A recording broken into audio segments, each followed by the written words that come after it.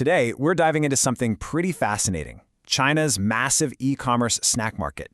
We've got some incredible data from the Zhixing Digital Intelligence Center, and it reveals this huge power shift that's happening right now in the world of preserved fruits and dried vegetables. So, just so we're all on the same page, what are we talking about here? Well, it's everything from your traditional dried plums to those trendy veggie crisps you see everywhere. And yeah, this snack category has roots that go all the way back to the Han Dynasty. But don't let that ancient history fool you. As we're about to see, this very traditional market has become the new frontline in a super fierce e-commerce war. All right, so here's our game plan. We're going to look at the overall market, then see who's winning the platform wars. After that, we'll zoom in on the old guard, Taobao and JD, before checking out the new powerhouse, Douyin. And we're going to wrap it all up with 3 essential takeaways for any brand that's trying to win in this space. Okay, let's get right into it. The great e-commerce shakeup. The online market for these snacks? It's huge, and it's definitely growing. But the real story, the really interesting part, is where all that growth is actually coming from. And, well, it's probably not where you think. So get this. The market hit over 62 billion yuan in 2024. That's a solid 10% jump. But honestly, that number kind of hides the real drama. The crucial point isn't just how much money is being spent, it's where it's being spent. And as you're about to see, the ground is literally shifting under the entire industry's feet. This chart really tells the whole story, doesn't it? Just look at the bars for the established players, Tmall and JD. They are basically flat. Now look over at Douyin. Wow, its sales have absolutely exploded. This isn't just growth, you guys. This is a massive reallocation of where people are spending their money. And this right here, this just illustrates the new reality perfectly. By 2024, Douyin isn't just another player anymore. It's become the dominant force, commanding nearly 60% of the entire online market for these snacks. It is a complete and total paradigm shift. So what does this all mean for the old guard, for Taobao and JD? I mean, with their market share shrinking, you might be asking yourself, is there even a path to victory anymore? Well, let's dig in and see where brands can still find some pockets of growth. So on Taobao, yeah, the big picture shows a slight decline. You're seeing the major traditional categories like dried plums and dates shrink. But that does not mean the platform is dead. Not at all. You just have to look a little closer to find the hidden gems. And here they are. The opportunity on Taobao is clearly in these high-growth niches. While the old favorites like dried grapes are down, just look at this. Dried figs are up an incredible 142%.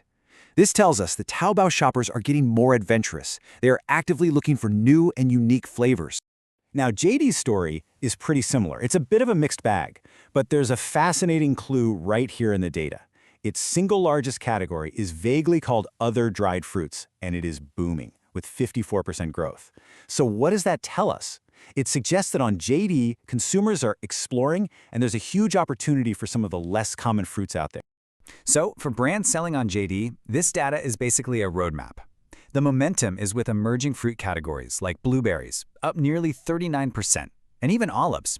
Meanwhile, it might be smart to steer clear of segments like dried vegetables and durian, which are seeing some pretty big declines on this particular platform. Okay, now for the main event, Douyin. This isn't just a story of growth. This is a story of explosive, category-defining expansion. The entire category surged over 20% on Douyin in just 1 year. But the real action is in these subcategories that are tied to new food trends. Take freeze-dried products, for example. You know, these are the snacks that get that unique, crispy texture because the water is removed while they're frozen.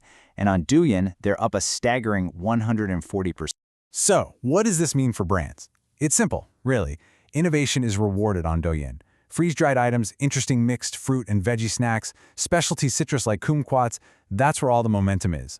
The consumers on this platform are looking for something new, something exciting. So, after digging through all this data, what are the most important things for anyone in this business to know? Let's distill it all down. And you know, this whole platform disruption has a direct impact on the brands themselves. So before we summarize, let's just take a quick look at who's winning and who's losing at the top of the food chain because it perfectly illustrates our final points.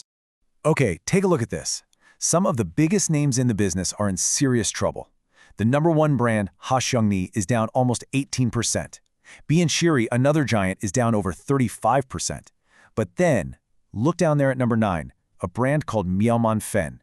They've seen growth of almost 3,400%. This is what disruption looks like in real time, folks. So here it is. Let's put it all together. Our 3 essential takeaways. Number 1, the arena has changed. Douyin is the main battlefield for growth, period. Number 2, niche is the new mainstream. The biggest opportunities are in these high-growth subcategories, like freeze-dried snacks and specialty fruits. And number 3, legacy brands are vulnerable. Market leadership is not guaranteed, and these agile new players are proving they can rise incredibly fast. What this incredible report really shows is a massive and rapid shift in the entire snack food landscape. It's crystal clear that the strategies that worked yesterday are not going to work tomorrow. And that leaves us with a critical question for the year ahead. In a market completely reshaped by Douyin, which brands will thrive in 2025 and which ones are going to get left behind?